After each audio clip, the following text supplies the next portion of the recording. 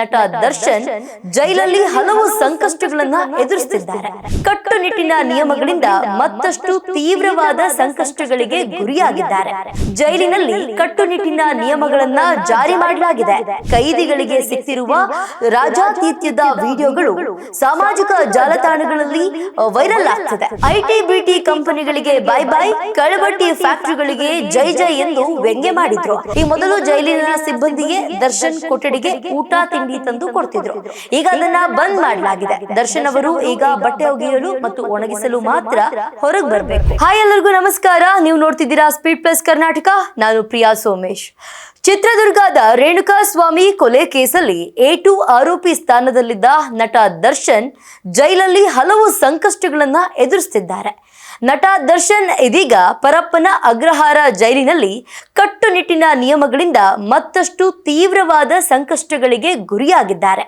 ಪರಪ್ಪನ ಅಗ್ರಹಾರ ಜೈಲಿನಲ್ಲಿ ನಡೆಯುತ್ತಿರುವ ಕೆಲವು ಅವ್ಯವಹಾರ ಚಟುವಟಿಕೆಗಳಿಂದ ಹಳೆಯ ಜೈಲಾಧಿಕಾರಿಯನ್ನ ವರ್ಗಾವಣೆಗೊಳಿಸಿ ಹೊಸ ಅಧಿಕಾರಿಯನ್ನ ನೇಮಕ ಮಾಡಿರುವ ಹಿನ್ನೆಲೆಯಲ್ಲಿ ಜೈಲಿನಲ್ಲಿ ಕಟ್ಟುನಿಟ್ಟಿನ ನಿಯಮಗಳನ್ನ ಜಾರಿ ಮಾಡಲಾಗಿದೆ. ನಟ ದರ್ಶನ್ ಅವರಿಗೆ ಜೈಲಿನಲ್ಲಿ ನೀಡಲಾದ ಕೆಲವು ಫ್ರೀಡಂಗಳಿಗೆ ಬ್ರೇಕ್ ಹಾಕಲಾಗಿದೆ. ಇದರಿಂದ ಇನ್ನಷ್ಟು ಕಷ್ಟಪಡಬೇಕಾದ ಸಂದರ್ಭ ಬಂದು ಹೋಗಿದೆ. ಪರಪ್ಪನ ಅಗ್ರಹಾರ ಬಂದಿಖಾನೆಯೊಳಗೆ ಕೈದಿಗಳಿಗೆ ಸಿಕ್ಕಿರುವ ರಾಜಾತೀತ್ಯದ ವಿಡಿಯೋಗಳು ಸಾಮಾಜಿಕ ಜಾಲತಾಣಗಳಲ್ಲಿ ವೈರಲ್ ಆಗ್ತಿದೆ. ಈ ಕೇಂದ್ರ ಕಾರಾಗೃಹವು ಕೈದಿಗಳ ಮೋಜು ಮಸ್ತಿಯ ತಾಣವಾಗಿ ಮಾರ್ಪಟ್ಟಿದೆ. ಜೈಲಲ್ಲೇ ರೌಡಿಗಳ ಹುಟ್ಟುಹಬ್ಬ ಆಚರಣೆ, ಗುಂಡು ತುಂಡಿನ ಪಾರ್ಟಿಯ ಜೊತೆಗೆ ಉಗ್ರರ ಕೈನಲ್ಲೂ ಮೊಬೈಲ್ ಇರುವ ಸಾಕಷ್ಟು ವಿಡಿಯೋಗಳು ವೈರಲ್ ಆಗಿವೆ. ವೈರಲ್ ಆದ ವಿಡಿಯೋಗಳಲ್ಲಿ ಕೈದಿಗಳು ಜೈಲಿನ ಆವರಣದೊಳಗೆ ನಿಷೇಧಿತ ವಸ್ತುಗಳನ್ನು ಸಹ ಬಳಸುತ್ತಿರುವುದು ಕಂಡು ಬಂದಿತ್ತು. ಇಂತಹ ಅಕ್ರಮ ಚಟುವಟಿಕೆಗಳು ನಡೆದಿರುವುದು ಪದೇ ಪದೇ ಬೆಳಕಿಗೆ ಬಂದಿದೆ. ಈ ಹಿಂದೆ JDSನವರು ಜೈಲಿನಲ್ಲಿ ನಡೆಯುವ ಅಕ್ರಮ ಅವ್ಯವಹಾರದ ವಿಡಿಯೋವೊಂದನ್ನ ಹರಿಬಿಟ್ಟಿದ್ರು. ಜೈಲುಗಳು ಕಾಂಗ್ರೆಸ್ ಸರ್ಕಾರದಲ್ಲಿ ಐಷಾರಾಮಿ ವಸತಿ ಗೃಹಗಳಾಗಿ ಬದಲಾಗಿರುವುದು ದುರಂತ. ಜೈಲಲ್ಲಿ ಇಷ್ಟೆಲ್ಲ ದುರಂತ ನಡೆಯುತ್ತಿದ್ರು ಗೃಹ ಸಚಿವ ಪರಮೇಶ್ವರ್ ಅವರಿಗೆ ಗೊತ್ತೇ ಇಲ್ವಾ ಎಂದು ವಿಧಾನಸಭಾ ವಿರುದ್ಧ ಪಕ್ಷದ ನಾಯಕ ಆರ್ ಅಶೋಕ್ ಅವರು ಪೋಸ್ಟ್ ಮಾಡಿ ಐಟಿ ಬಿಟಿ ಕಂಪನಿಗಳಿಗೆ ಬೈ ಬೈ, ಕಳಬಟ್ಟಿ ಫ್ಯಾಕ್ಟರಿಗಳಿಗೆ ಜೈ ಜೈ ಎಂದು ವ್ಯಂಗ್ಯ ಮಾಡಿದ್ರು.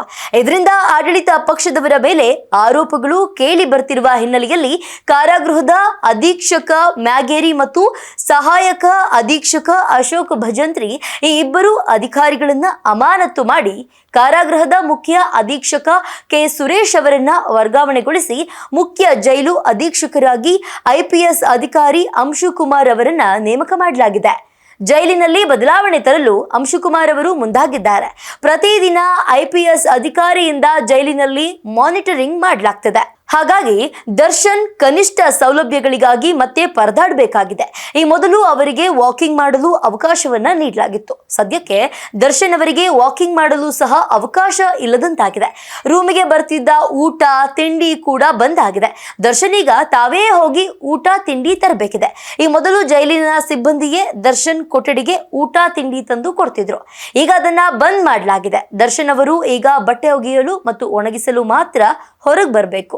ಅಲ್ಲದೆ ದರ್ಶನ್ ಕೊಠಡಿ ಹೊರಭಾಗದಲ್ಲಿ CCTVಯನ್ನು ಕೂಡ ಅಳವಡಿಕೆ ಮಾಡಲಾಗಿದ್ದು ದರ್ಶನ್ ಕೊಠಡಿಗೆ ಹೋಗುವ ವಾರ್ಡನ್ಗೆ ಬಾಡಿ ಫೋನ್ ಕ್ಯಾಮೆರಾ ಕಡ್ಡಾಯ ಮಾಡಲಾಗಿದೆ. ಜೊತೆಗೆ ಇನ್ನಷ್ಟು ಕಠಿಣ ನಿಯಮಗಳನ್ನ ವಿಧಿಸಲಾಗಿದ್ದು ಪರಪ್ಪನ ಅಗ್ರಹಾರ ಜೈಲಿನಲ್ಲಿ IPS ಅಧಿಕಾರಿ ಅಂಶುಕುಮಾರ್ ಅವರು ಕಟ್ಟುನಿಟ್ಟಿನ ನಿಯಮಗಳನ್ನ ಜಾರಿ ಮಾಡಿದ್ದಾರೆ.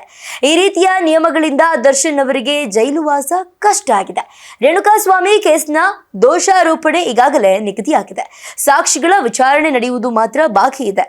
ಹೊರಗಡೆ ಕೊಲೆ, ದರೋಡೆಯಂತಹ ಕೃತ್ಯಗಳನ್ನ ಎಸಗಿದ ಆರೋಪಿಗಳು ಜೈಲಲ್ಲೇ ರಾಜ್ಯನಂತೆ ಇದ್ದಾರೆ. ಕಷ್ಟದಲ್ಲಿ ಇದ್ದವರಿಗೆ ಸಹಾಯ ಮಾಡಿದ ದರ್ಶನ್ಗೆ ಯಾಕೆ ಇಷ್ಟು ಕಠಿಣ ನಿಯಮಗಳು ಅಂತ ಅಭಿಮಾನಿಗಳು ಆಕ್ರೋಶವನ್ನ ಹೊರಹಾಕಿದ್ದಾರೆ. ಇದಾಗಿತ್ತು ಈ ಕ್ಷಣದ ಅಪ್ಡೇಟ್ಸ್. ನೋಡ್ತಾ ಇರಿ ಸ್ಪೀಡ್ ಪ್ಲಸ್ ಕರ್ನಾಟಕ. ನಿಮ್ಮಿಂದ ನಿಮಗಾಗಿ, ನಿಮಗೋಸ್ಕರ.